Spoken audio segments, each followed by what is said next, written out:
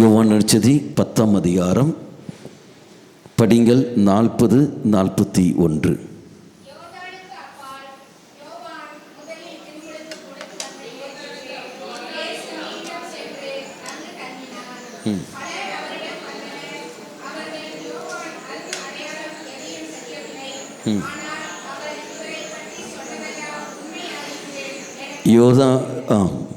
நாம் பார்க்கின்றோம், யோவான் எந்த அற்புதமும் செய்யவில்லை, எந்த ஒரு அடையாளமும் செய்யவில்லை.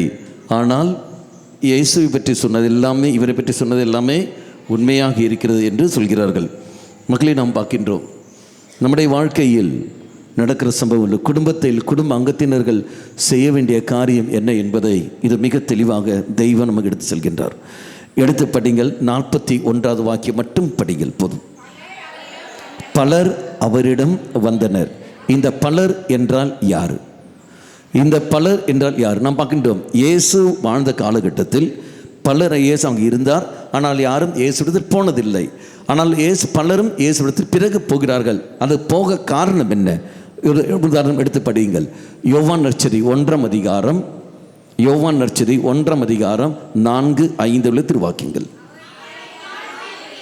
அவரிடத்தில் வாழ்வு இருந்தது, அந்த வாழ்வானது ஒளியாக மாறுகிறது. அப்போ நாம் பார்க்கின்றோம், இயேசுவிடத்தில் என்ன இருந்தது? வாழ்வு இருந்தது. அப்போ வாழ்வு அவரிடத்தில் இருக்கிற சமயத்தில் மக்கள் யாரும் இயேசுவை தேடி போனதில்லை, இயேசு தேடி வந்ததும் இல்லை, இயேசு பற்றி அங்கு சொன்னதும் இல்லை. கிளியர்? அப்போ யாரும் இயேசுவிடத்தில் போ என்று யாரும் அங்கு சொன்னதில்லை. இனி அடுத்தது படிங்கள், 10-11 படிங்கள். ஒளியான அவர் உலகத்தில் இருந்தார். அடுத்தது, உலகு அவரால் தான் உண்டானது, ஆனால் உலகு அவரை அறிந்து கொள்ளவில்லை. அடுத்தது, அவர் தமக்குரியவிடத்தில் வந்தார், அவருக்குரியவரோ அவரை ஏற்றுக்கொள்ளவில்லை. அப்போ இயேசு உலகத்தில் இருந்தார், ஒளியாக இயேசு இருக்கின்றார், வாழ்வாக இயேசு இருக்கின்றார். ஆனால் யாரும் அவரிடத்தில் போனதில்லை, யாரும் அவரிடத்தில் வந்ததும் இல்லை. அவர் உரியவரிடத்தில் அவர் கடந்து வந்த போதிலும் அவரை யாரும் ஏற்றுக்கொண்டதும் இல்லை. அப்போ இந்த சூழலில் இருக்கின்ற சமயத்தில் திருமுழுக்கு யோவான் செய்த காரியம் இருந்தது என்ன? திருமுழுக்கு யோவான் அங்கு சுட்டி காட்டுவதை நாம் பார்க்கின்றோம். யாரை சுட்டி காட்டுகின்றார்? இயேசுவை சுட்டி காட்டுகின்றார். வாழ்வை இழந்த நீ வாழ்வு வர வேண்டும் என்றால் இந்த இயேசு தேடிப்போ. பாவத்தில் இருக்கிற நீ பாவத்தில் விடுதலை பெற வேண்டும் என்றால் போ, இந்த இயேசுவை நீ தேடிப்போ. நீ பல மீட்பை இழந்த நீ மீட்பை பெற வேண்டும் என்றால் போ, இவரிடத்தில் இயேசுவை இந்த இவனை தேடிப்போ. அப்போ திருமுழுக்கு யோவான் ஆனவர் என்ன செய்கின்றார்? இயேசுவை பற்றி எடுத்து சொல்கின்றார். இயேசுவை பற்றி அப்போ எடுத்து சொல்கின்ற பொழுது மக்கள் அது கேட்கிறார்கள். கேட்ட மக்கள் என்ன செய்கிறார்கள்? இயேசுவை தேடி பலரும் அங்கு வருவதை நான் காண்கின்றோம். அப்போ இயேசுவை தேடி மக்கள் வர காரணங்கள், பலர் இயேசு தேடி வர காரணம், திருமுழுக்கு யோவான் அவர் யாரை பற்றி எடுத்து சொன்னார்? இயேசுவை பற்றி எடுத்து சொன்னார். தன்னை பற்றி எடுத்து சொல்வதல்ல, தன்னை பற்றி எடுத்து சொல்வதில்லை, இயேசுவை பற்றி அவர் எடுத்து சொன்னால் நம்முடைய குடும்ப அங்கத்தினர்கள் இயேசுவை தேடி வராமல் இருக்கின்றார்கள். கணவன் இயேசுவை தேடி வராமல், மனைவி இயேசுவை தேடி வராமல் இருக்கிறார்கள். அதே மாதிரி பிள்ளைகளும் பெற்றோர்களும் சரி. அப்போ இயேசுவை தேடி வராமல், இயேசு அனுபவம் பெறாமல் இருக்க காரணம் யாரு? மூன்றாவது மனிதன் அல்ல, குடும்பத்தில் இருக்கின்ற அந்த குடும்ப அங்கத்தினர்களாக இருக்கிற நீ நானும் தான் அது காரணம், வேறு யாரும் இல்லை. என்ன காரணங்கள்? இயேசுவை பற்றி நான் எடுத்து சொன்னதில்லை. அப்போ இயேசுவை பற்றி எடுத்து சொல்வது என்றால் என்ன? கத்தோலிக்க திருச்சபை சொல்லி நடத்துவது என்ன? எப்படி எனக்கு தெரியும்? இயேசுவை பற்றி எப்படி நம்ம எடுத்து சொல்ல முடியும்? கையில் பைபிள் வச்சுக்கொண்டு, மகனே சாப்பிட்ற சமயத்தில், மகனே இயேசு கிறிஸ்து சொல்கின்றார், நீ இப்போ சாம்பார் சாப்பிட்டு கொண்டு இருக்கிறாயா? இது பிரசங்கமாக இதாக நடக்கிறது அல்ல. அப்போ இயேசு பற்றி எப்படி சொல்லும்போது என்ன அர்த்தங்கள்? எப்படி? முதல் 1 எடுத்து படிங்கள். எசேக்கியேல் புஸ்தகம் 3ஆம் அதிகாரம் 16ஆம் வாக்கியம். எசேக்கியேல் புஸ்தகம் 3ஆம் அதிகாரம் 16ஆம் வாக்கியம். எசேக்கியேல் புஸ்தகம் 7 நாட்களுக்கு பின்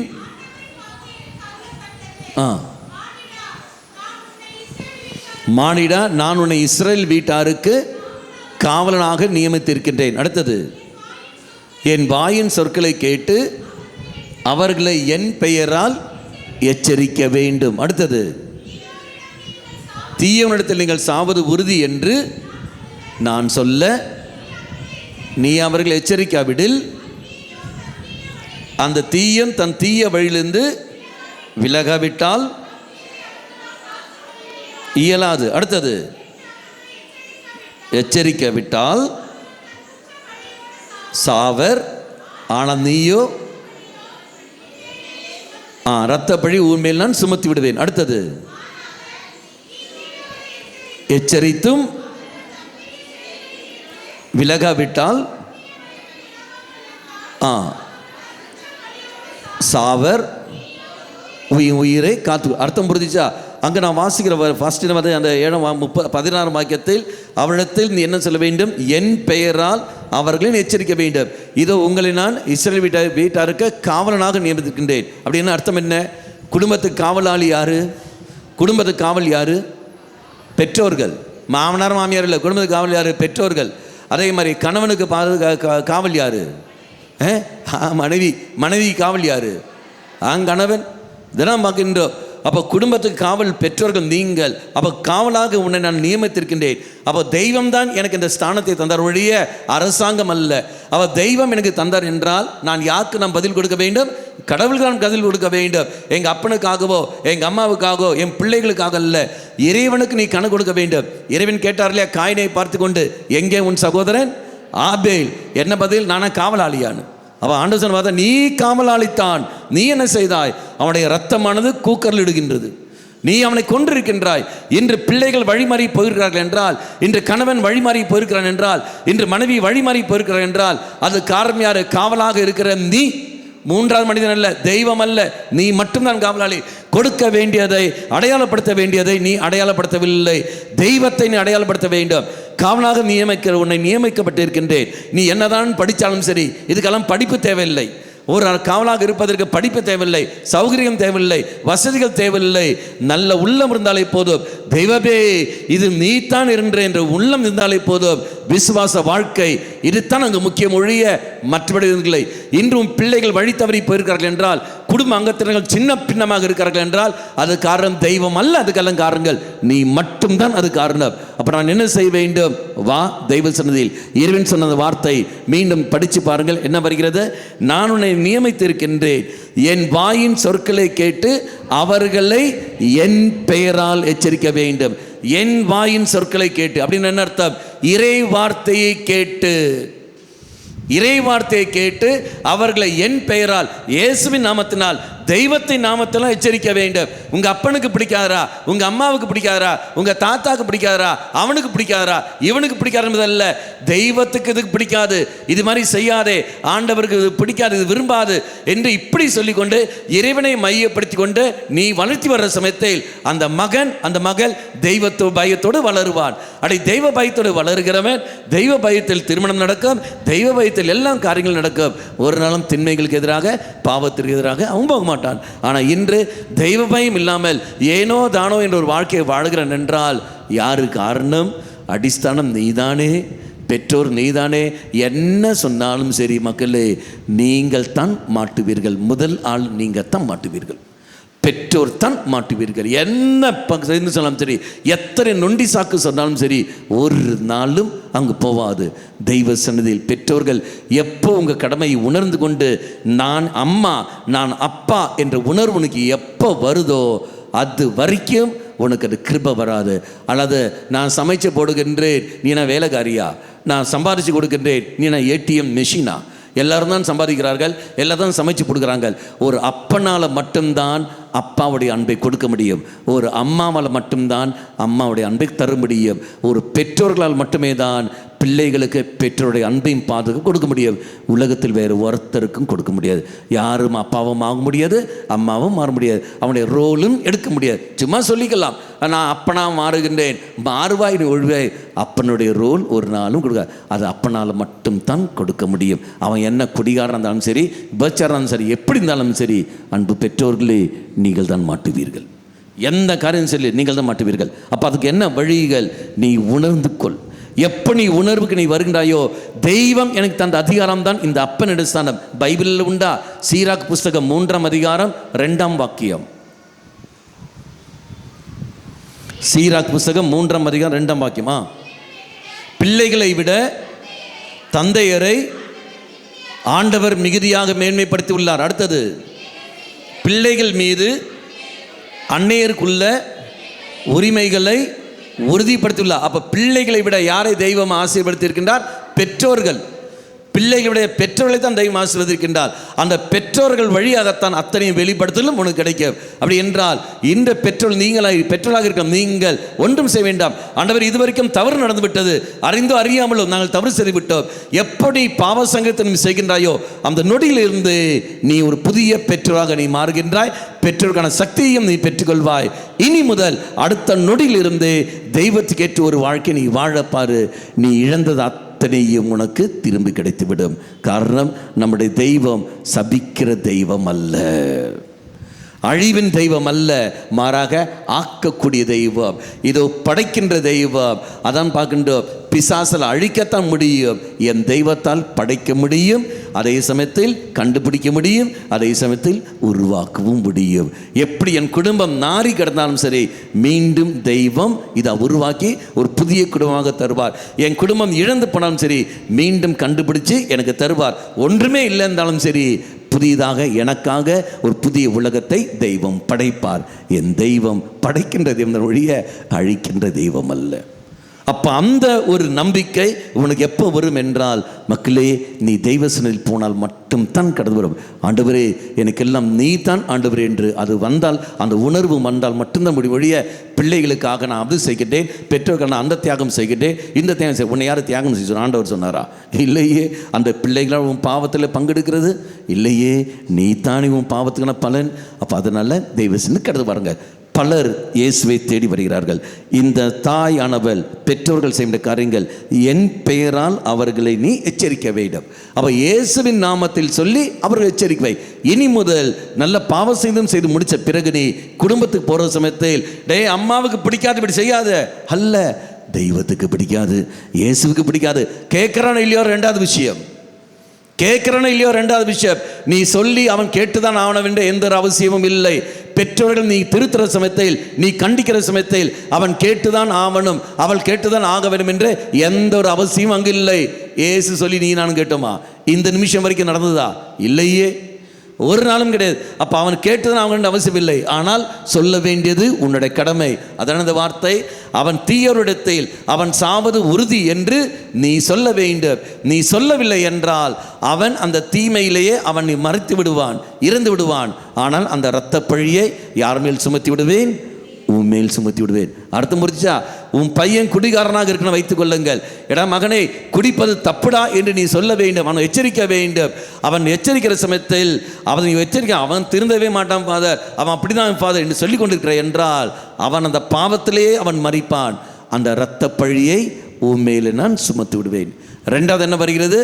அவன் தீயனிடத்தில் நீ சொல்லியும் அவன் கேட்கவில்லை என்றால் அப்போ அவன் பாவத்தில் தான் மறிப்பான். நீயே உன் உயிரை காத்துக்கொள்வாய். அர்த்தம் என்ன? நீ குடிகாரன், அவனை பார்த்துக்கொண்டு டே நீ குடிக்காதரா என்று சொன்னாலும் அவன் கேட்க மாட்டான். ஆனால் கேட்காத காரணத்தினால் அவன் பாவத்திலேயே மறித்திடுவான். ஆனால் நீயோ உன் உயிரை காத்துக்கொள்வாய். பெற்றோர்களே, உன் கடமைகளை தைரியமாக செய்யப்பார். ஊருக்கு பயந்தோ, குடும்பத்துக்கு பயந்தோ, சமுதாயத்துக்கு பயந்தோ அப்படின்னு போகிற இறைவனுக்கு மட்டுமே பயந்து தான் நீ போக வேண்டும். இந்த அதிகாரம் தெய்வம் உனக்கு தந்த அதிகாரம். அப்பா என்ற ஸ்தானம், அம்மா என்ற ஸ்தானம், தெய்வம் தந்த அதிகாரம். ஆகவே அந்த அதிகாரத்துக்கு ஒரு நாளும் அது எதிராக போகாத. மகனை திருப்திப்படுத்த வேண்டும், பையனை திருப்திப்படுத்த வேண்டும் என்பதற்காக அவனுடைய விருப்பத்துக்கு அவனுடைய விருப்பத்துக்கு நீ ஒரு நாளும் வணங்கி போகாத. அப்பன் அப்பனாக இருக்க வேண்டும், அம்மா அம்மாவாக இருக்க வேண்டும். அந்த நண்பருடைய பண்பை எடுத்துக்கொள்ளுங்கள், மற்றவருடைய நல்ல பண்புகளை எடுத்துக்கொள்ளுங்கள். ஆனால் அப்பன் ஸ்தானத்தை விட்டு ஒரு நாளும் போகாத. இதுதான் மக்களுடைய அர்த்தங்கள். அப்போ நீ அவர்கள் எச்சரிக்க வேண்டும். இங்கு பாருங்கள், இங்கு திருமுழுக்கு யோவான் இயேசுவை பற்றி அவன் எடுத்து சொல்கின்றான். தெய்வம் யார் என்பதை எடுத்து சொல்கின்றார். நீங்கள் மனம் மாறியவர்கள் என்பதை அடையாளத்தை வெளிப்படுத்து. இப்படி இல்லை என்றால் அடி உனக்கு தான் கிடைக்கும். ஏமாற்று வேலை நீ செய்து கொண்டிருக்கிற என்றால் உனக்கு அறியும். திருமுழுக்கு யோவான் ஜால்ரடிச்சு பேசி கொண்டிருந்தாரா? இல்லையே. எடுத்து படிங்கள். மத்தேயு நற்செய்தி 3ஆம் அதிகாரம் 9ஆம் வாக்கியம், 8-9 படிங்கள். அப்போ ஈஸியாக புரியும். 8-9 ஃபஸ்ட்டு 8. நீங்கள் மனமாறிவர்கள் என்றால் அதற்கேற்ற செயலை நீங்கள் காட்டுங்கள். நாங்கள் மனமாறிவிட்டோம் என்றால் அதுக்கான செயலை நீ காட்டு. பூச்சாண்டி வேலை நீ செய்யாதே. அடுத்த வார்த்தை பார்த்தியா? அப்ரஹாம் எங்களுக்கு தந்தை என்று உங்களிடையே சொல்லிக்கொண்டு பெருமை அடித்துக் கொள்ள வேண்டாம். அடுத்தது, இந்த கற்களில் இருந்து ஆபிரகாமுக்கு தெய்வ சந்ததிகளை உருவாக்க முடியும். நீயும் நானும் வேண்டும் என்று அவசியம் இல்லை.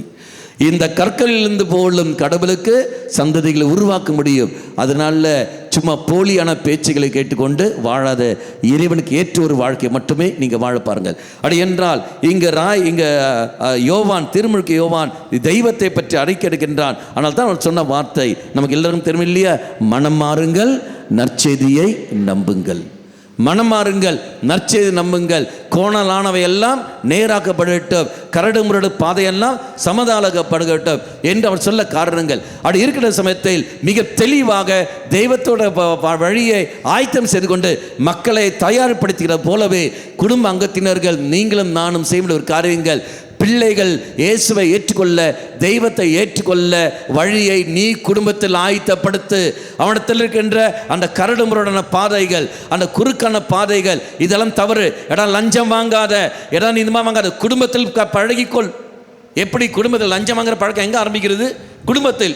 அம்மா சொல்வார்கள், டேய் போயிட்டுன்னா கடைக்கு போயிட்டு 2 கிலோ அரிசி வாங்கிட்டு வாடான்னு. இல்லை, கமிஷன் தெரியா? கமிஷனா? டேய் போயிடா, நான் தரேன்டா, போடாண்ட. கமிஷன் தெரியா? அது நீ கொடுக்குறான் அந்த 2 ரூபாயில். அது அவன் உண்டியலில் போடுவான். உண்டியலில் போகிறதுக்கு தான் ஒழிய, அல்ல மிட்டாயோ உண்டியலில் போகிறதுக்கு தான். கமிஷன் தெரியான்னு அவர் தரேன்டா வாடான்னு சொல்லு. பக்கத்தில் பலாரும் ஒரு அடி இதுதான் கமிஷன், போடான்னு சொல்லு. அதுக்கப்புறம் வாங்கி கொடுக்க பிறகு ஒரு 10 நாள் கழிச்சுட்டு இந்தா பைசா, போயிட்டு உண்டியலில் போய் போடு, சேவிங்ஸ். அப்போ அவனுக்கு அந்த சேவிங்ஸ் பழக்கத்தை அப்படி கற்றுக்கொடு. அல்லாத அரிசி வாங்கிட்டு பண்ணுறேன், இந்தாடா 5 ரூபா சேவிங்ஸ் பண்ண போய் சேவிங் போடு. அல்ல, ஆனால் ஒரு 10 நாள் கழிச்சு, ஒரு மாதம் கழிச்சு பலாரும் அடியும் கொடுத்துட்டு படா போய் சேமித்து போயிடுறேன். அப்போ அவனுக்கு சேமிப்பிக்கின்ற பழக்கத்தை ஒன்று செய்து கொடு.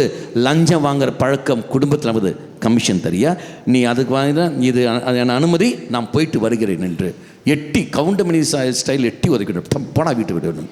இதான் செய்ய வேண்டும். சரிடா இந்தடா போயிட்டு வாடா என்று சொல்கிறேன் என்றால், இன்று கமிஷன் வாங்குறவன், நான் உங்ககிட்ட இருந்து 5 ரூபா வாங்குறவன், பள்ளிக்கூட வயதில் 10 ரூபா வாங்குவான். அப்படியே வர ஸ்கூலில் அப்படியே 12th வர சமயத்தில் 50-100 ரூபான்னு வாங்குவான். அதன் பிறகு காலேஜ் போகிற சமயத்தில் 1000 ரூபா வாங்குவான்.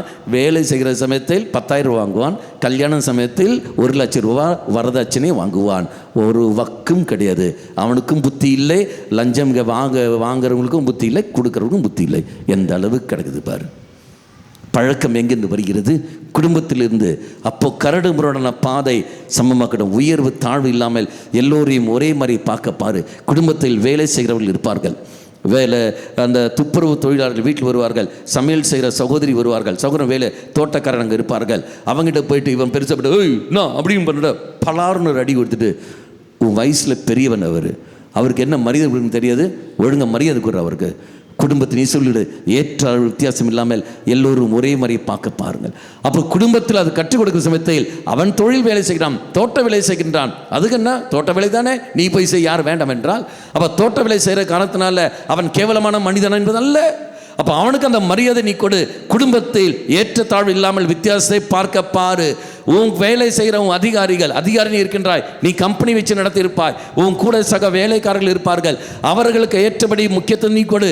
என்ன செய்கிறார்கள், எப்படி செய்கிறார்கள், முக்கியத்துவம் கொடுத்து நீ போகிற சமயத்தில் ஆட்டோமேட்டிக்காக அங்கே கடந்து வரும். அகங்கார சிந்தனைகள் எல்லாம் விட்டு எடுத்து மாற்று. அதை நாம் பார்க்கின்றோம். அகங்கார சிந்தனைகள் எல்லாம் எடுத்து மாற்றிக்கொண்டு நாம் என்ற எண்ணத்தில் கொண்டு போ. எளிமையோடு நீ வாழப்பாரு. குடும்பத்தில் நீ கற்றுக் கொடுக்கிற சமயத்தில் ஆட்டோமேட்டிக்காக இதோ பையனும் சரி அந்த பிள்ளையும் சரி தான் கடந்து வருவார்கள். தெய்வத்தை அடையாளப்படுத்து. இதெல்லாம் எப்படி வரும் என்றால் குடும்பத்திலிருந்து ஆரம்பிக்கப்பட விஷயங்கள். குழந்தை பருவத்திலிருந்து நீ மக்களை எப்படி வளர்த்தி வந்திருக்கின்றாய் சிந்திச்சுப்பார். உன் கூட பழகிறவர்கள், நண்பர்கள், உன் வீட்டில் வர சொந்த பந்தங்கள், உற்றார் உறவினர்கள், ஆண்கள் பெண்கள், பெண்களிடத்தில் எப்படி பழக வேண்டும், ஆண்களிடத்தில் எப்படி பழக வேண்டும், குழந்தை பருவத்தை நீ கற்றுக்கொடு. என்று எத்தனை ஆண்கள் உன்னுடைய பிள்ளைகள் தானே, வேறு யாரும் இல்லையே, கூட்டம் சேர்ந்து கொண்டு நண்பர்களோட கூட்டம் சேர்ந்து 4-5 பேர் சேர்ந்து கொண்டு ஒரு பிள்ளையை கிண்டல் அடிக்கின்றார்கள். செய்கிறது யாரு? உன்னுடைய பிள்ளை, வேறு யாரும் இல்லை. அப்படி சேர்ந்து என்ன செய்ய அந்த மகளை கிண்டல் அடிக்கிறார்கள். அப்படி கிண்டல் அடிக்கிற சமயத்தில் அந்த மகளுக்கு படுற வேதனை எப்படி இருக்கும்? இன்று 4 பேர் சேர்ந்து கிண்டல் அடிக்கிறவன் ஒன்றாக சேர்ந்து தண்ணி அடிக்கின்றான், எல்லாம் சேர்ந்து அந்த பிள்ளையை நாசமாக்குகின்றான், உடல் ரீதியான பாதிப்பை ஏற்படுத்துகிறான் என்றால் பிறகு வீட்டுக்கு வந்தோடனே என் பையன் ஒன்றும் செய்ய மாட்டான், அவன் நல்லவன் என்று சொல்லுகிற சமயத்தில் பெற்றோர் எந்த அளவுக்கு நீ பாவத்துக்கு நீ துணை போய் கொண்டிருக்கிறாய் என்று பார். வேறு யாரும் இல்லை, உன் மகன் தானே, உன் மகள் தானே. அப்ப குடும்பத்திலிருந்து நீ அவனுக்கு என்ன ஃபார்மேஷனை கற்றுக் கொடுத்திருக்கின்றாய்? என்ன ஃபார்மேஷன் நீ கொடுத்த நீ கொண்டு வந்திருக்கின்றாய். ஏன்னா உன் வீட்டில் ஒரு அம்மா, உன்னுடைய தாய் ஒரு பெண் என்பதை நீ மறந்து விடாதே. என்றைக்கா நீ சொல்லியிருக்கின்றாயா? நீ ஒரு பெண்ணை நீ கேலி செய்த சமயத்தில் உன் தாய் ஒரு பெண் என்பதை மறந்து விடாதே. உன் கூட பிறந்தவர்கள் இருக்கிறார்கள், அவர்கள் பெண் மறந்து விடாதே என்று என்றைக்கா உன் பிள்ளைக்கு நீ சொல்லிக் கொடுத்திருக்கின்றாயா? இல்லையே. போடா, ஆம்பளைங்கெல்லாம் இப்படிதான் ஜாலியா இருப்பாங்க, நீ போடான்னு சொல்ற சமயத்தில் நான் போய் நிற்கின்றான். எத்தனை பெண்களை அவன் நாசமாக்கி கொண்டிருக்கின்றான், எத்தனை இளைஞர்கள் எத்தனை பேரை நாசமாக்கிறார்கள். பிறகு பெற்றோர்கள் அதுக்கு சப்போர்ட்டாக வந்திருக்கிறார்கள், அது ஊரை சப்போர்ட்டாக வந்திருக்கிறது. வெட்கமாக இல்லை உங்களுக்கு? கேவலப்பட வேண்டாமா? என் மகனை என் மகளை நான் இப்படி வளர்த்து வந்திருக்கின்றேனே. இதை குடிக்கிறார்கள், பெண்கள் குடிக்கிறார்கள், சிகரெட் பிடிக்கிறார்கள். கேட்டால் நாங்கள் உரிமை என்று பெற்றோராக நீ என்னை செய்து கொண்டிருக்கின்றாய். குடும்பத்தில் அப்பனாக இருக்கிற நீ, அம்மாவாக இருக்கிற நீ என்ன பணி செய்து கொண்டிருக்கின்றாய்? ஏதாவது உணர்வு உனக்கு ஏதாவது இருக்கா? இல்லையே. ஏனோ தானோ என்று போகிற சமயத்தில் எப்படி மக்களே கிருபைகள் கிடைக்கும்? பெற்றோர்களே, தெய்வம் தந்த அதிகாரத்தை கைவிடாத. அவங்க எவ்வளோ உனக்கு மேலே வளர்ந்தாலும் சரி, ஸ்டூல் மேலே ஏறி நின்று பலாரம் ஒரு அடி அடிச்சுட்டு கீழே இறங்கு. அம்மா என்ற ஸ்தானம், அப்பங்கிற ஸ்தானத்தை ஒரு நாளும் விட்டு விடாத. ஒரு நாள் விடாத. கடைசி காலத்தை என் பையன் தான் காப்பாற்றணும், கடைசி காலத்தை என் பிள்ளை தான் காப்பாற்றிருந்தோம். பிள்ளைகள் முன்னாடி போய் பிச்சை எடுத்து நிற்காத. பிள்ளைகள் முன்னாடி வந்து நிற்க வேண்டும். அல்லது பிள்ளைகள் முன்னாடி போய் பிச்சை எடுத்து நிற்காத. அப்பன் அப்பனாக இருக்க பாரு, அம்மா அம்மாவாக இருக்க பாரு. Praise the lord. Hallelujah, hallelujah. பலர் இங்கு இறை வார்த்தை கூறுகிறது, பலர் அவரிடத்தில் வந்தார்கள். திருமுழுக்கு யோவான் ஒரு மயமும் இல்லை, வெட்டுண்ணு துண்டு 2 என்று சொல்லி இறை வார்த்தை அறிவிக்கிறார்கள். மக்கள் பார்க்கிறார்கள், ஐயோ ஐயோ பயந்து கொண்டு வருகிறார்கள். நேராக இயேசுவிடத்தில் அவர் வருகிறார்கள். ஞானஸ்நானம் திருமுழுக்கு கொடுத்து கொண்டிருக்கின்றார். அப்போ சொல்கிற வார்த்தை என்ன? நீங்கள் அறியாத ஒருத்தர் உண்டு, நான் வெறும் தண்ணீரால் தான் தருகின்றேன், அவர் வந்து உங்களுக்கு தூய ஆவியால் துணை தருவார்.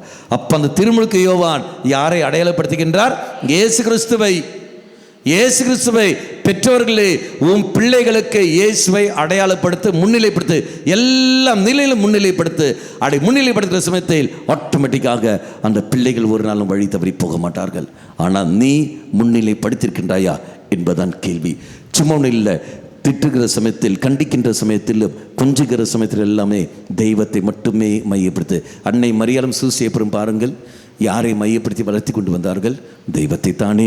இங்கு நாம் வாசிக்கின்றோம் லூக்கா நற்செய்தி 2ஆம் அதிகாரம், உங்களுக்கு எல்லோரும் தெரியும், 51, 52.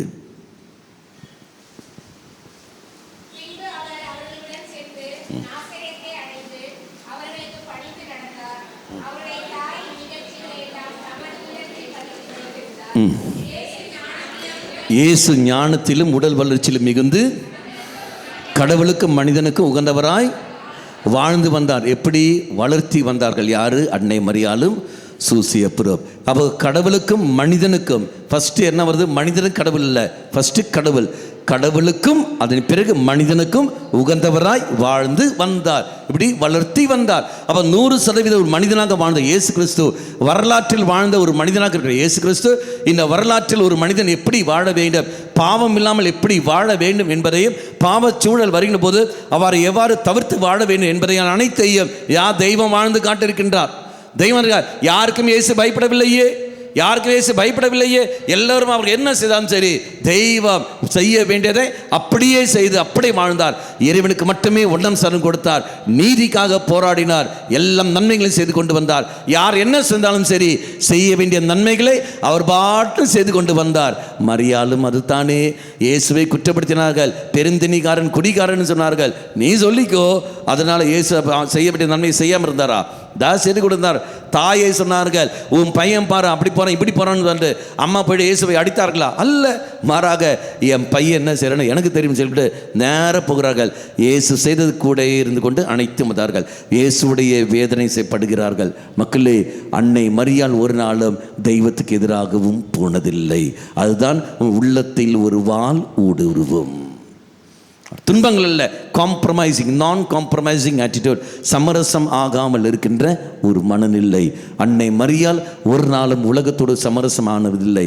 இயேசுவும் ஒரு நாளும் உலகத்தோடு சமரசமாகவில்லை. என் கூட இருக்கிறவர்கள் சொன்னார்கள், ஆண்டவர் இது வேண்டாம்னு சொன்னபோது இயேசுன வார்த்தை என்ன? அப்பாலை போ. நீ நான் சொல்ல வார்த்தை என்ன? இப்பாலை வா சாத்தானே. என்ன வித்தியாசம்? அப்பாலை போ சாத்தானே, நீ போ, நீ சிந்திப்பது மனித சிந்தனை, எனக்கு தேவை தெய்வத்துடைய சிந்தனை. பிரைஸ் தி லார்ட், ஹல்லேலூயா. எடுத்து படிங்கள் மத்தேயு நற்செய்தி 3ஆம் அதிகாரம், மத்தேயு நற்செய்தி 3ஆம் அதிகாரம் 23 உள்ள திருவாக்கியங்கள். மத்தேயு நற்செய்தி 3ஆம் படிங்கள் கரெக்டாக படிங்கள். அல்ல 4ஆம் அதிகாரம், 4ஆம் அதிகாரம் 23 முதல் 25.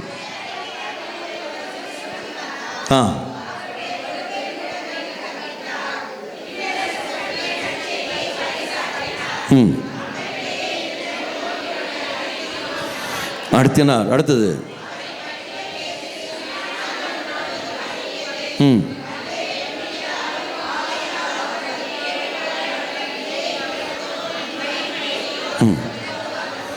அப்போ அத்தனை பேய்களையும் நோய்களெல்லாம் குணப்படுத்தி கொண்டே இருக்கிறார்கள். அப்போ மக்கள் எல்லோரும் நினைச்சார்கள், இயேசு தேடி வந்து விட்டார்கள். அப்போ பலரும் இயேசுவை தேடி வர காரணம் என்ன? அற்புதம் அடையாளம் மட்டுமல்ல, அங்கு பார்க்கிறார்கள், இயேசு அற்புதங்கள் அடையாளம் காண்கிறார்கள். இந்த பக்கம் திருமுழுக்கு யோவான் யாரை பற்றி சொல்கின்றார்? அதை இயேசுவிடம் சொன்னார்கள். மக்கள் கேட்கிறார்கள். கேட்டவுடனே சிலர் ஆனது பலராக மாறுகிறது. அந்த பலரானது இயேசுவை தேடி இதோ வருகிறார்கள். தெய்வம் அங்குத்தானே இருக்கின்றார், எங்கேயும் போனதில்லையே. உன் குடும்பத்தில் இயேசு இருக்கின்றார். உன் குடும்பத்தில் இயேசு இருக்கிறார் என்றால் உன் குடும்பத்தில் எத்தனை அற்புதங்கள் அடையாளம் அதிசயம் தெய்வம் செய்திருக்கின்றார். எத்தனை அற்புதங்கள். இப்போ நீ வாழ்ந்து கொண்டிருப்பதே ஒரு அதிசயம் தானே. இப்போ நீ உயிரோடு இருப்பதே ஒரு அதிசயம் தானே. அப்போ இறைவன் அவர் அற்புதம் செய்த சமயத்தில் இது தெய்வம் தாண்ட செய்தார் என்று அந்த இறைவனை மையப்படுத்தி உன் மகனையும் மகளுக்கும் நீ கற்றுக் கொடுக்கிற சமயத்தில் எதுக்கு மக்கள் உன் பிள்ளைகள் வழிமாறி போகிறார்கள்? ஒன்றும் போவதிலேயே. சின்ன விஷயம் தான் போதும், சரி, தெய்வத்தை மையப்படுத்து. சிறு காரியத்தில் நீ இறைவனை மையப்படுத்தாமல் இருக்கிற என்றால் பெரிய காரியத்தில் எப்படி மக்களே நீ செய்கிறாய்? இது என்னால் தான் வந்தது, என் படிப்பினால தான் இப்படி வந்தது என்று சொல்லி போகாத. நீ என்ன படித்தாலும் உனக்கு ஞாபகத்தில் இருக்க வேண்டும் என்று அவசியமில்லை. காரணம், ஞாபகம் தருவதெல்லாம் யாருடைய வேலை? கடவுளுடைய வேலை தானே, தெய்வம் தானே. அப்போது இறை மக்களாகிய நீங்கள் செய்ய வேண்டிய ஒரு காரியம், சிறு காரியம் இருந்தாலும் சரி, எந்த இருந்தாலும் சரி, தெய்வத்தை மட்டுமே மையப்படுத்திக் கொள்ளு. ஒரு சில பேர் சொல்வார்கள், ஆமாம் ரொம்ப ஸ்பிரிச்சுவாலிட்டின்னு சொல்கிறார்கள். அது பிசாசுர சிந்தனை. அப்படி சொல்லும்போது உனக்கு டங்குன்னு உறங்கிவிடும். ஆமாம், இப்போ என்ன, இயேசுவை அதிகமாக அன்பு செய்கின்றேன், அவ்வளோத்தான் ஒழிய வேறு கிடையாது. உன்னை நான் அதிகமாக அன்பு செய்கிறேன், உன் பின்னாடியே வந்துட்டு இருப்பேன். உதாரணம் எடுத்து விடுங்கள். இந்த திரைப்பட ரசிகர்கள் அந்த திரைப்பட அந்த நடிகருக்கு முன்னாடியும் பின்னாடியும் எல்லாம் போய்கொண்டு என்ன காரணங்க? அன்பின் வெளிப்பாடு. அவருக்காக நான் எல்லாம் செய்கிறேன். சாதாரண ஒரு திரைப்பட நடிகர் பின்னாடியே அத்தனை பேர் போகிறாங்க. ஒரு அரசியல் தலைவர் எடுத்துக்கொள்ளுங்கள். அந்த அரசியல் தலைவர் பின்னாடி இந்த மக்கள் போகிறார்கள். என்ன காரணம்? அன்பின் வெளிப்பாடு. அவர் கொள்கை எனக்கு பிடித்திருக்கின்றது, இதோ நான் போய்விடுகின்றேன். அப்போ ஒரு தலைவன், ஒரு தலைவி, உனக்கு யாரை பிடித்திருக்கின்றதோ அவன் பின்னாடி நீ போய்கொண்டிருக்கின்றாய். அவர் என்ன சொன்னாலும் உடனே செய்து கொண்டிருக்கிறாய். காரணம் அன்பின் வெளிப்பாடு. அப்படி என்றால் தெய்வத்தை நீ அன்பு செய்கிற என்றால் அவர் பின்னாடி நீ போய்கொண்டிருக்கின்றாய். அவர் பின்னாடி போகிற சமயத்தில் அந்த புத்தி தான் உனக்கு கடந்து வரும், தெய்வ புத்தி உனக்கு கடந்து வரும். நடிகர் பின்னாடி போகிற சமயத்தில் அந்த சுபாவம் எனக்கு கிடைக்கும். ஒரு அரசியல் தலைவர் பின்னாடி போகிற சமயத்தில் அந்த சுபாவம் எனக்கு கிடைக்கும். ஒரு நல்ல ஒரு படிக்கிற ஒரு நபர் பின்னாடி நான் போகிற சமயத்தில் அவன் புத்தி தான் எனக்கு கடந்து வரும். அப்போ யார் பின்னாடி நான் போகிறேனோ அவனுடைய புத்தி தான் எனக்கு கடந்து வரும். அவருடைய செல்வாக்கை நான் பார்க்கின்றேன், அவர் எப்படி நான் செய்கிறார், அவருடைய ஸ்டைல் எல்லாம் நான் பார்க்கின்றேன், அதை அப்படியே உள்வாங்குகிறேன். அதே மாதிரி நானும் பிரதிபலிக்கின்றேன். அதே மாதிரி தெய்வத்தை நான் சொந்தமாக்குகிறேன் என்றால், இயேசுவை நான் சொந்தமாக்குகிறேன் என்றால், இயேசு பின்னாடி நான் போக வேண்டும். அந்த இயேசு பின்னாடி போவதான் இறை வார்த்தை நாள்தோறும் படிப்பது. அந்த இயேசு பின்னாடி போவதான் தினந்தோறும் திருப்பலி பங்கெடுப்பது. அந்த இயேசுக்கு எதிராக போனதுனால தான் ஓடிப்போய் பாவ சங்கத்திரம் செய்வது, தெய்வமே என்று சொல்லிக்கொண்டு கடந்து வருவது. அப்படி என்றால் என் சிந்தனையும் என் பேச்சும் என் செயல்பாடும் எல்லாமே தெய்வமயமாக இருக்கும். யாரையும் வெறுக்க மாட்டேன், யாரையும் காயப்படுத்த மாட்டேன், யாரையும் அசிங்கமாக போக மாட்டேன், யாரையும் தவறாக நினைக்க மாட்டேன். தெய்வத்தை மட்டுமே தெய்வ சுபாவம் என்னில் வந்திருக்கும். அதானே நமக்கு எல்லாம் தெரியும் இல்லையா? தெய்வத்துடைய சுபாவங்கள் எல்லோருக்கும் தெரியும். அன்பு பொறுமை உள்ளது, அன்பு நன்மை செய்யும், அன்பு தற்புகழ்ச்சி கொள்ளாது, திருமாப்படையாது, இழிவானது செய்யாது, நன்மை தான் செய்யும். அப்போ இந்த எல்லா அன்பு தெய்வத்தை நான் ஏற்றுக்கொண்ட காரணத்தினால் நான் யார் மேல் பொறாமை கொள்ளப் போகின்றேன்? எனக்கு எதுக்கு கோபம், எதுக்கு வெறுப்பு, எதுக்கு வைராக்கியங்கள்? இல்லையே. தெய்வ சன்னதியில் நான் பிரதிபலித்து கொண்டே இருப்பேன். மதர் தெரேசா, அன்னை தெரேசாவை நாங்கள் பார்க்கணும். கல்கட்டாவில் எத்தனை இடத்தில் போயிட்டு இறை வார்த்தை அறிவித்தார்கள்? இல்லையே, பல இடங்களில் சொல்லவில்லையே. ஆனால் அவர்களை கண்டவுடனே அந்த காலரா பேஷண்ட் சொன்ன வார்த்தை என்பது என்ன? உன்னை காண்கின்ற பொழுது இயேசுவை காண்கின்றேன். கிளியர். புனித அந்தோனியார் எத்தனை நோயாளிகளுக்கு போயிட்டு அந்த அன்னை திரேசா மாதிரி இந்த பணிவிடை செய்து கொண்டிருந்தார்? இல்லையே, இறை வார்த்தை தானே அறித்து கொண்டிருந்தார். ஆனால் தானே அவருடைய நாவு இன்றும் அழியாமல் இருக்கின்றது. தெய்வத்தை மையப்படுத்து. தெய்வம் உன்னை கொண்டு என்ன செய்ய வேண்டுமோ அது செய்வார். எல்லோரும் அன்னை திரேசாவும் ஆக முடியாது, எல்லோரும் புனித அந்தோனியாரும் ஆக முடியாது. உனக்கு என்ன பணி தெய்வம் தந்தாரோ, அந்தோனியாருக்கு தெய்வம் கொடுத்த பணி இறை வார்த்தை அறிவிக்கும் பணி. போ, அதன் வழி நிறைவாக செய். அன்னை திரேசாவுக்கு தெய்வம் கொடுத்த பணி போய் பணிவிடை செய்கிற பணி. போ, இறைவாக செய். உனக்கு தெய்வம் ரெண்டும் சேர்த்து தருவார். உனக்கு தெய்வம் என்ன பணி தராரோ அந்த பணியை மட்டும் நீ செய்தால் போதும். அடுத்தவன் பணியில் மூக்க நுழைக்காத. அடுத்த இல்லை, குடும்பத்தில் அப்பனாக இருக்கிற நீ, அம்மாவாக இருக்கிற நீ, அப்பனாக மட்டும் இருக்க பாரு. மாமா வேலை செய்யாத. அம்மாவாக இருக்கிற நீ மாமி வேலை செய்யாத. பெற்றோரின் ஸ்தானத்தில் இருக்கிற நீங்கள் பெற்றோரின் ஸ்தானத்தில் மட்டுமே இருங்கள். அதை விட்டு என் பிள்ளைக்கு கல்யாணம் பண்ணி கொடுத்து விட்டேன், கல்யாணத்துக்கு இன்னும் சின்ன பிள்ளையா இருக்கு, அதுக்கு ஒன்றும் தெரியாதுன்னு சொல்லிட்டு நீ போய் மூக்க நுழைச்சிக்கொண்டே ஏண்டி இப்படி வாழ பாருடி இப்படி செய்யணும் சொல்லும்போது குடும்பத்துக்குள்ளே கலகத்தை உண்டு செய்கிறது யாரு? நீ. அவதான் பக்குவம் இல்லை என்றால் உன்னை யார் கல்யாணத்துக்கு ஒப்பு சொன்னது? உன்னை யார் கல்யாணம் செய்ய சொன்னது? ஆண்டவர் சொன்னாரா? அதான கோலை எதிர கேட்குறாங்க இல்லையா, திருமண வயது என்னவென்று பக்குவம் இருக்கான்னு பார். இல்லையே, இன்று எத்தனை பிள்ளைகள், எத்தனை பெற்றோர்கள், எத்தனை மற்றவர்கள் மூக்க நுழைக்கிறார்கள். அந்த தம்பதிகளுக்கு அவர்களுக்கும் புத்தி இல்லை. இதில் வேண்டாம். அந்த கணவன் மனைவிக்கு முக்கியத்துவம் கொடுக்க வேண்டும், மனைவி கணவனுக்கு முக்கியத்துவம் கொடுக்க வேண்டும். அவன் சொன்னேன், எங்கள் அப்பாவுக்காக தான் கல்யாணம் பண்ணேன், எங்கள் அம்மாவுக்காக தான் கல்யாணம் பண்ணேன். அவனுக்கும் புத்தி இல்லை, இவளுக்கும் புத்தி இல்லை. எந்த லட்சணம் கிடக்குதுன்னு பாரு. தெய்வமாக குடும்பத்தை அழித்தார்? இல்லையே. மக்களே, இறைவனுக்கு கொடுக்க வேண்டியதை இறைவனுக்கு கொடுத்தே தீர வேண்டும். அதில் எந்த விட்டுவீழ்ச்சியும் இல்லை. மீண்டும் படிங்கள். எசையா புஸ்தகம் 9ஆம் அதிகாரம் 2ஆம் வாக்கியம். எசையா புஸ்தகம் 9ஆம் அதிகாரம் 2ஆம் வாக்கியம். காரிருளில் நடந்து வந்த மக்கள் பேரொளியை கண்டார்கள். அவ இருளில் வாழ்ந்த மக்கள் பேரொளியை கண்டார். யார் அந்த பேரொளி? இயேசு கிறிஸ்து. அடுத்தது,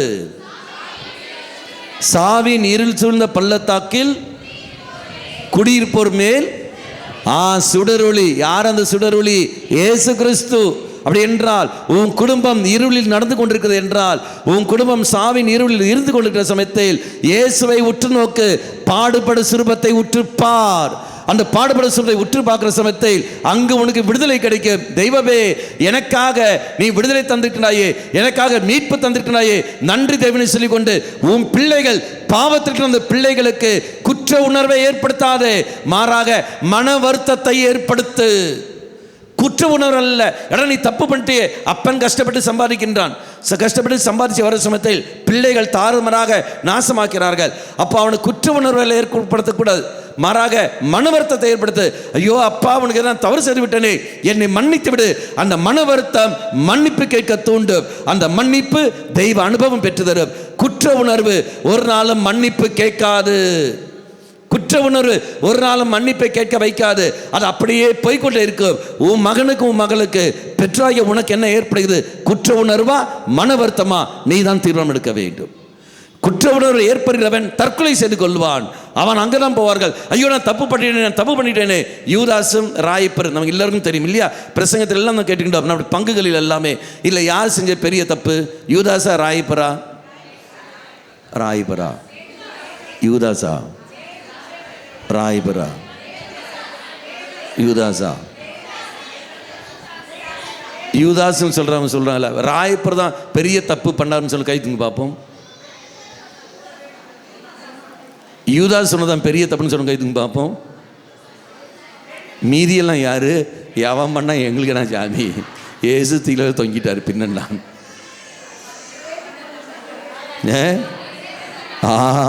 பேதுரு பண்ணதான் பெரிய தப்பு. பேதுரு சொன்ன வார்த்தை என்ன? எனக்கு தெரியாது. போலீஸ்காரனை பார்த்தாலே ட்ரௌசர் நினைக்கும் பார்த்தீங்களா?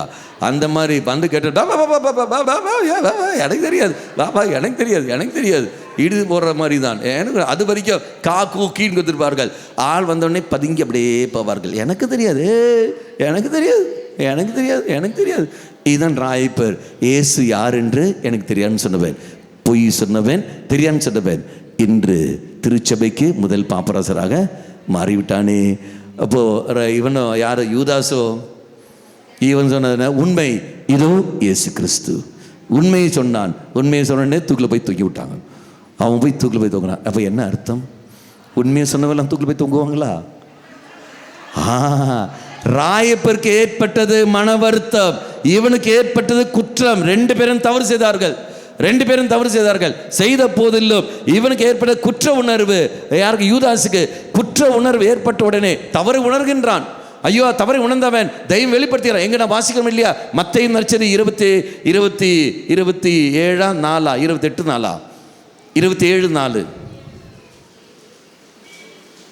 மத்தேயு நற்செய்தி 27:4 பழிப்பாவம் இல்லாதவரை நான் காட்டி கொடுத்து விட்டேன். தான் அழுகின்றான். அந்த பணம் எனக்கு தேவையில்லை, தூக்கி போடுகின்றான். எனக்கு இந்த பணம் தேவையில்லை, நான் காட்டி பணத்துக்காக நான் ஆசைப்பட்டேன், ஆனால் தேவையில்லை, நான் தவறு செய்து விட்டேன். இதோ அவன் திருந்துகின்றான். ஆனால் திருந்தினவன் குற்ற உணர்வோடு இருந்தானே ஒழிய அதை விட்டு வெளியே வரவில்லை. அந்த குற்ற உணர்வு அவனை என்ன செய்து வைக்கிறது? நேர போய் தூக்கில் போய் தொங்க வைக்கிறது. இதே மாதிரி ராயப்பர் தவறு செய்தான். ஐயோ, நான் தப்பு செய்து விட்டேன் என்று அவன் இயேசுவிடம் வருகின்றான். மனவருத்தம் ஏற்படுகிறது. மனவருத்தம் தெய்வ சன்னதியில் கொண்டு வந்து சேர்க்கும். மக்களே, பெற்றோர்களே, பிள்ளைகளுக்கு குற்ற உணர்வை ஏற்படுத்தாதீர்கள், மன வருத்தத்தை ஏற்படுத்து. போ, நீ தவறு செய்து விட்டாய், சரி, பரவாயில்லை, தெய்வம் உன்னை மன்னிப்பார், போடா, மன்னிக்கிற தெய்வம்டா என்று சொல்லிக்கொண்டு இந்த இடத்துல அவனை அனுப்பு. மாறாக, போடா, ஆண்டவன் கண்ணை குத்துவார்றா, உன் வாயை குத்துவார்றா, ஆண்டவனை சபிப்பார்றா, நீ செஞ்ச பாத்தியா, ஆனால் ஆண்டவன் உன்னை தண்டிச்சிட்டாரா? அல்ல, என் தெய்வம் தண்டிக்கிற தெய்வம் அல்ல. ஆனால் நீ கற்றுக் கொடுக்கிற விஷயம் எப்படி நிற்பார்? இறைவனை கண்டிப்பார், இறைவனை தண்டிப்பார் என்று சொல்கிறார் என்றால் சபிக்கிற தெய்வம் அல்ல என் தெய்வம், மன்னிக்கின்ற தெய்வம், இரக்கம் காட்டுகிற தெய்வம், கண்டிக்கிற தெய்வம். நீ தவறு செய்கிற சமயத்தில் நீயும் நானும் பாவம் செய்கிற பொழுது அந்த தெய்வம் என்ன செய்வார் என்பதை நீ சொல்லிக் கொடுக்க வேண்டும். என்ன செய்வார்? பைபிள் எங்கேயாவது இருக்கா? எடுத்தபடி எரேமியா புஸ்தகம் 13:17 செவி கொடுக்காவிட்டால் உங்கள் செருக்கை முன்னிட்டு என் உள்ளம் மறைவில் அழுது கொண்டிருக்கும். என் உள்ளம் அழுது கொண்டிருக்கும். என்னை விட்டு போற தெய்வம் அல்ல. நீயும் நானும் எதிர்த்து போகிறோம் என்றால், இந்த தெய்வத்தை எதிர்த்து போகிறோம் என்றால், விசுவாச வாழ்க்கைக்கு எதிராக போய் கொண்டிருக்கிறோம் என்றால், இதான் இந்த தெய்வம் உட்கார்ந்து அழுது கொண்டிருப்பாரை ஒழிய, கண்ணீர் வடித்து கொண்டிருப்பாரை ஒழிய ஒரு நாளும் என்னை விட்டு போகவே மாட்டார். அதான் வாசிக்கிறோம், நம்ம எல்லாரும் தெரியும் இல்லையா? எசையா புஸ்தகம் 1:2 எல்லோருக்கும் தெரியுமே. 1:2 விண்வெளியை கேள், செவி கொடு, திருவாய் மலர்ந்த. அடுத்தது, நான் பிள்ளைகளை பேணி வளர்த்தேன், அவர்களோ எனக்கு எதிராக போய்விடுகிறார்கள். அடுத்தது, காலை தன் எஜமானை அறிந்து கொள்கிறது, கழுதையோ தன் புரிந்து கொள்கிறது. ஆனால் என் மக்களோ என்னை புரிந்து கொள்வதும் இல்லை, என்னை அறிந்து கொள்வதும் இல்லை. எனக்கு எதிராக கிளர்ந்தெழுகிறார்கள். கிளர்ந்தெழுகிறார்கள் அர்த்தம் என்ன? ரிபெல்லியன். அப்படி என்றால் வேண்டுமென்றே நீ செய்து கொண்டிருக்கின்றாய். அப்பனும் தெரியும், அம்மாவனும் தெரியும், தெரிந்தே அந்த பெற்றோர்களை நீ காயப்படுத்துகின்றாய். கணவன் என்று தெரியும், மனைவி என்று தெரியும், தெரிந்தே அந்த கணவனை அசிங்கப்படுத்துகின்றாய், மனைவி அசிங்கப்படுத்துகின்றாய். குடிச்சு கும்மாளம் அடிப்பதன் வழியாக, கை நீட்டி அடிப்பதன் வழியாக, எதிர்த்து பேசுவதன் வழியாக தெரிஞ்சே நீ குடும்பத்தினை பேச எதிர்த்து போகின்றாய். உனக்கு தெரியும், அப்பா அம்மா மன்னிச்சு வாழ வேண்டும், அன்பு செய்து வாழ வேண்டும், என் கணவனை என் மனைவி அன்பு செய்து வாழ வேண்டும். உனக்கு தெரியும், தெரிந்தே என்ன செய்கின்றாய்? வேண்டுமென்று நீ செய்கிற சமயத்தில் நீ கிளர்ந்தல்லவா எழுந்து கொண்டிருக்கின்றாய். தெய்வத்துக்கும் அதல்ல நடந்திருக்கின்றது, தெய்வத்துக்கும் அதல்லவா நடந்திருக்கின்றது. என்னாலும் நொண்டி சாக்கு சொல்லிக்கொண்டு நீ நடந்து கொண்டிருக்கின்றாய். நீ குடும்பத்தில் செய்கிற ஒரு நொண்டி சாக்குகளும் உன் பிள்ளைகள் காண்கிறார்கள். அவர்கள் அந்த பக்குவத்துக்கு வந்த பிறகு அவர்களும் நொண்டி சாக்கு சொல்லி தான் போகிறார்கள். அவனுக்கு கற்றுக் கொடுத்தது யாரு? நீ தானே. குடும்பத்திலே முதல் ஆசிரியர் யாரு? ஒரு மனிதனுக்கு முதல் ஆசிரியர் யாரு? பெற்றோர்கள் தானே. பெற்றோர்கள் தானே முதல் ஆசிரியர். அப்போ நீ தான் என்ன முதல் ஆசிரியர் இருந்து கொண்டு என்ன லட்சத்தில் நீ இருக்கிறாய் என்று பார். முதல் ஆசிரியர் பார். அங்கு அன்னை மர்கள் சூசேப்பரும் முதல் ஆசிரியர்கள். தவறு செய்த போதிலும் ஏறடா இப்படி செய்கின்றாய், நானும் தந்தையும் எந்த அளவுக்கு வேதனைப்பட்டோம் என்று சொல்லிக்கொண்டு தெய்வத்தை மையப்படுத்தி அன்னை மரியாள் வருகின்ற போது ஸ்தோத்திரம் சொல்லி வரவில்லை. அம்மா என்ற ஸ்தானத்தை பிடிச்சி கொண்டு இயேசு சாரி கேட்டாரா? அம்மா சாரிம்மா, நான் வீட்டில் இங்கே இருந்துட்டு சாரி சொன்னாரா? இல்லை, என் தந்தையின் அலுவல் இருக்க வேண்டும், உங்களுக்கு தெரியாதா? உன்னை ஸ்தோத்திரம்டா அங்கே இருறான்னு சொல்லிட்டு வந்துடலாம். பலாரும் எழுதிச்சு காது பிடிச்சி திருவி வாடா வீட்டுக்குன்னு சொல்லிட்டு நிறைய விடுமா விடுமா விடுமா விடுமா விடுமா விடுமா வார்த்தை என கூறுகிறது. இயேசு ஞானத்திலும் உடல் வளர்ச்சியிலும் மிகுந்து கடவுளுக்கும் மனிதனுக்கும் உகந்தவராய் வாழ்ந்து வந்தார். எப்படி வளர்த்தி வந்தார்கள். நீ யார் வேணா இரு, அந்த தெய்வம் உன்னை என் கையில் ஒப்படைத்திருக்கின்றார். நான் உனக்கு தாயும் கூட. வா வீட்டுக்கு. மக்களே, அம்மாங்கிற ஸ்தானம், அப்பாங்கிற ஸ்தானம் ஒரு நாளும் ஜால்ற அடிப்பதற்காக அல்ல பெற்றோர்கள். அது உணர்ந்து நீ செயல்பட்டே தீர வேண்டும். அப்போ கார் இருளில் இருக்கின்ற மக்களுக்கு அந்த ஒளி தருகின்றார். அப்போ அந்த மகனுக்கு எஜம்பூர் மீண்டும் எடுத்து படிங்கள். லூக்கா நற்செய்தி 13ஆம் அதிகாரம் 34ஆம் வாக்கியம். எருசலேம் எருசலேம், இறைவாக்கினர் கொள்ளும் நகரமே. அடுத்தது, உன்னிடம் அனுப்பப்பட்டோரை கல்லால் எரிந்து கொள்கிறாய். அடுத்தது,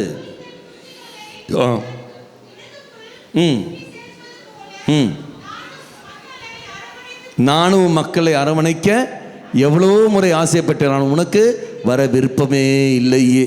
அப்போ எந்த அளவுக்கு தெய்வம் கெஞ்சிருப்பார். நீயும் நானும் தவறு செய்கிற போது தெய்வத்துக்கு எதிராக போகிற சமயத்தில் அந்த தெய்வம் வருத்தத்தோடு வேதனைப்படுவார் ஒழிய ஒரு நாளும் என்னை விட்டு போகிற தெய்வம் இல்லை. அவர் இம்மானுவேல், தெய்வம் நம்மோடு. தெய்வம் நம்மோடு, ஒரு நாள் விட்டு போற தெய்வம் இல்லை. அதான் எரேமியா புஸ்தகம் 23ஆம் அதிகாரம் 23ஆம் வாக்கியம்.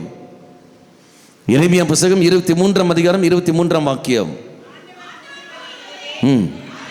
அருகில் இருந்தால் மட்டும்தான் அவனுக்கு கடவுள் அல்ல, நீ தொலையில் இருக்கின்ற போதும் அப்பவும் நான் கடவுள். அப்படின்னு என்ன அர்த்தம்? நன்மை செய்வது மட்டுமல்ல, நீ பாவத்தில் இருக்கின்ற பொழுதும் அப்பவும் நான் உனக்கு கடவுள் தான்டா. நீ தவறு செய்கிற போதும் அப்பவும் நான் உனக்கு கடவுள் தான். நீ வேதனைப்படுகிற போதும் அப்பவும் நான் கடவுள் தான். இதோ சொந்த பெற்றோரை காயப்படுத்துகிற பொழுதும் அப்பவும் பெற்றோர் தான் ஒழிய ஒரு நாளும் பெற்றோர் மாற மாட்டார்கள். அதே மாதிரி தான் நீ எந்த சூழ்ந்தாலும் சரி, நீ என்னுடைய மகன் தான், என்னுடைய மகள் தான். ஆனால் எனக்கு எதிராக போகிற சமயத்தில் நான் படுற வேதனை ஒன்று உண்டு.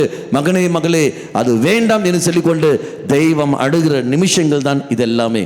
மக்கள் ஒரு நாள் தெய்வத்தை வேதனைப்படுத்தாரு. தெய்வத்தை வேதனை மீண்டும் எடுத்து படிங்கள். 2 கொரிந்தியர் 4ஆம் அதிகாரம், 2 கொரிந்தியர் 4ஆம் அதிகாரம் 6ஆம் வாக்கியம். இருளில் இருந்து ஒளி தோன்றுக என்று சொன்ன தெய்வம் எங்களுடைய உள்ளங்களில் அவருடைய ஒளியை வீச செய்வாராக. எப்படி என் உள்ளங்களில் ஒளி வீசப்படும்? எப்படி? இறை வார்த்தை வழியாக. அது புரிந்து கொள்வதற்கு லூக்கா நற்செய்தி 24ஆம் அதிகாரம், எம்மாவுஸ் சீடர்கள் நாம் பார்க்கின்றோம். இயேசு இறை வார்த்தை அறிவிக்கின்றார். அது சொன்ன உடனே அந்த சீடர்கள் சொல்ற வார்த்தை, அப்புறம் இயேசு அப்பத்தை பிற்கார் இல்லையா, மறைந்து விடுகின்றார். அப்போ அவர் சீடர்கள் சொன்ன வார்த்தை கடைசியில் படிங்கள். 24ஆம் அதிகாரம் 32ஆம் வாக்கியம். ஒருவரை ஒருவர் நோக்கி வழியிலே அவர் நம்மோடு நம்முடைய உள்ளமானது ஜொலிக்கவில்லையா? அவர் நம்மோடு பேசுகின்ற பொழுதும் மறைநூலை பற்றி விளக்கம் சொல்லுகின்ற பொழுதும் நம்முடைய உள்ளமானது ஜொலிக்கவில்லையா? அன்பாந்தலே, குடும்பத்திலே இறை வார்த்தையை பகிர்ந்து கொள்ளுங்கள். இறை வார்த்தையை பகிர்ந்து கொள்ளுங்கள். இறை வார்த்தையை பேசுங்கள். அந்த இறை வார்த்தையை உணதாக மாற்றிக்கொண்டு பேசுங்கள். எப்படி முடியும்? ஒன்று வேண்டாம், அஞ்சாதே என்ற வார்த்தை ஒன்று வருது என்றால் மக்களுக்கு எப்படி நீ அது உன்னதாக்குங்கள். ஏன்னா நீ கவலைப்படாதே, நீ தைரியம் கொள், தெய்வம் இருக்கின்றார், நீ கவலைப்படாதே. அப்போ அவன் படுகிற சமயத்தை, அவன் சோர்ந்து போகிற சமயத்தில் அந்த இறை வார்த்தை உனக்கு ஏற்றபடி மாற்றிக்கொண்டு, உன்னுடைய சூழலுக்கு ஏற்றபடி மாற்றிக்கொண்டு, இதை தெய்வம் உன்னோடு பேச போல் நீ உன் மகனுக்கு நீ கொடு, ஆட்டோமேட்டிக் கிடைக்கும். உதாரணம் எடுத்துக்கொள்ளுங்கள். இப்போ யோசுவா புஸ்தகம் 1ஆம் அதிகாரம் 9ஆம் வாக்கியம் எடு. யோசுவா புஸ்தகம் 1ஆம் அதிகாரம் 9ஆம் வாக்கியம். அஞ்சாதே, வீறுகொள். அடுத்தது, துணிந்து நில் இருக்கிறார். அப்ப பாருங்க, அஞ்சாதே, துணிந்து நில், வீறுகொள் அப்படி சொல்ற சமயத்தில் எல்லாம் அதை எப்படி உணதாங்க நீ மாற்றிக்கொள்வீர்கள்? அம்மா எக்ஸாம் பயமா இருக்குமா, என்ன இடம், நீ பயப்படாத, தைரியம் கோ, வீறுகொள். இது எங்கிருந்து வார்த்தை? ஏசுவதா தானே. இடம் தைரியம் கொள், இதுதான்டா தெய்வம், இப்படிதான்டா இஸ்ரேல் மக்கள் பயந்துட்டாங்கடா, இதை தெய்வம் சொன்ன வார்த்தை, அஞ்சாதே என்று. அப்படி அந்த இறை வார்த்தை சொல்கின்றார், தைரியம் கொள், தெய்வம் உன்னோடு இருக்கின்றார். நீ படி, நீ என்ன படிச்சையோ தைரியமா போடா, தெய்வம் உன்னோடு இருக்கின்றார். அப்ப அந்த இறை வார்த்தையை உன்னதாக்கி கொண்டு உன் சூழலுக்கு ஏற்றபடியே உன் மகனுக்கு மகளுக்கு நீ கற்றுக் கொடு. அப்படி கற்றுக் கொடுக்கிற சமயத்தில் ஆட்டோமேட்டிக்காக நம்மளோட வாயிலிருந்து நன்மை மட்டும் தான் கடந்து வரும். இல்லை என்றால் அப்ப நான் இருக்கிறேன் நீ படுறான்னு சொல்லும் போது ஒரு சுக்கும் கிடைக்காது, ஒன்றும் கிடைக்காது. இறை சன்னதியில் பார், பலரும் அவரிடத்தில் வந்தார்கள். பலரும் இயேசுக்கு வர காரணம், அந்த பலருக்கு திருமுழுக்கு யோவான் யாரை அடையாளப்படுத்தினார்? இயேசுவை தான் அடையாளப்படுத்தினார் ஒழிய வேறு யாரையும் அடையாளப்படுத்தவில்லை. தன்னை முன்னிலைப்படுத்தவே இல்லை, தெய்வத்தை மட்டுமே தான் முன்னிலைப்படுத்தினார். அன்பார்ந்தவர்களே, நீயும் நானும் அதான் சொல்கிறேன். அதான் போதும். கடைசியாக எடுத்த பிறகு யோவான் நற்செய்தி 3ஆம் அதிகாரம் 26ஆம் வாக்கியம் படிகள்.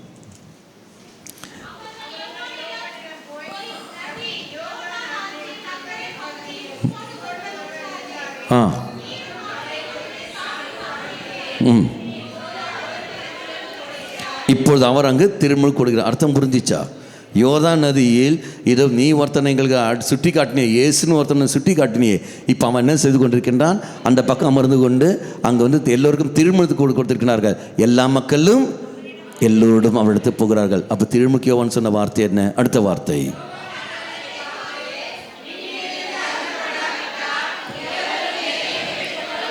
விண்ணிலிருந்து அருளப்பட்டார், யாரும் எதையும் பெற்றுக்கொள்ள இயலாது. அடுத்தது,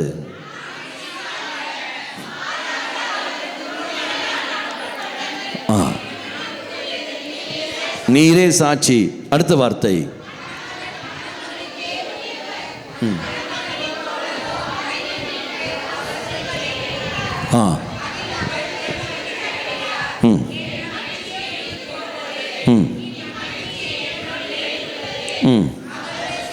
அவருடைய செல்வாக்கு பெருக வேண்டும், குறைய வேண்டும். குடும்பத்தில் யாருடைய செல்வாக்கு அதிகமாக இருக்கின்றது? தெய்வத்துடைய செல்வாக்கு அதிகமாக இருக்கின்றதா, அல்லது அப்பன் அம்மா உன்னுடைய செல்வாக்கு அதிகமாக இருக்கின்றதா? யாருடைய செல்வாக்கை நீ பயன்படுத்தி கிடைப்பார்? என் கணவனுக்காக நான் இருக்கின்றேன், என் மனைவிக்காக நான் இருக்கின்றேன், தவறு. என் கணவனுக்காக நான் வாழ்கிறேன், தவறு. என் மனைவிக்காக வாழ்கிறேன், தவறு. தெய்வத்திற்காக நீ வாழப்பாரு, உன் கணவனுக்காக அல்ல. அவனுக்காக வாழ்ந்து என்ன பிரயோஜனம்? ஒரு காரணம் கிடையாது. என் பிள்ளைகளுக்காக நான் வாழ்கிறேன், தவறு. தெய்வத்துக்காக நீ வாழ வேண்டும். நீ வாழ பிறந்தவன், வாழ பிறந்தவள். அழகாக சாக வந்தவன் அல்ல, நாம் மறிக்க வந்தவன் அல்ல. இந்த உலகத்தில் வாழ வந்தவன்.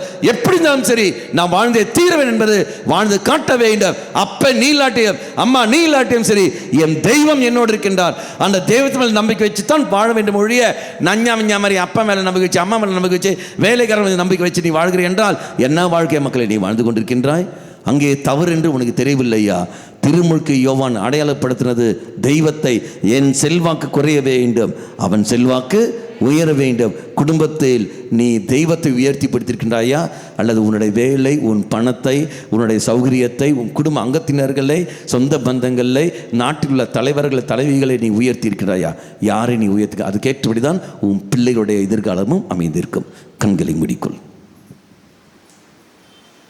இறைசனதில் மன்னிப்பு கேள். தெய்வமே, இதோ இந்த மாலை, இந்த மத்திய வேளையில், இரக்கத்தின் ஜெப வேளையில் எங்களை நாங்கள் விட்டு தருகின்றோம். நாங்கள் எப்படி வாழ வேண்டும் என்பதெல்லாம் நீ தாமே எங்கள் கற்றுத்தந்து கொண்டே இருக்கின்றேன். எங்கள் கடமையை மீறி நாங்கள் வாழ்கிற சமயத்தில் நாங்கள் அனுபவிக்கின்ற பல நெருக்கடிகள், பல கஷ்டங்கள், அது அத்தனையும் உங்களுக்கு நாங்கள் விட்டு தருகின்றோம். தவறுகளை உணர்கின்றோம். இயேசுவே, எங்கள் செல்வாக்கு குறைய வேண்டும், உன்னுடைய செல்வாக்கு உயர வேண்டும். அதுக்கு எங்களை தயார்படுத்திடலும். இதோ இந்த மத்திய வேளையில், இந்த இரக்கத்தின் வேளையில் எங்களையே நாங்கள் விட்டு தருகின்றோம். அம்மா மாதாவே, தெய்வ மாதாவே, எங்கள் மாதாவே, என் அன்னையே, விசேஷமாக எங்களுக்காக பரிந்து பேசும். அம்மேன். தந்தை, மகன், தூய ஆவியாரின் பெயராலே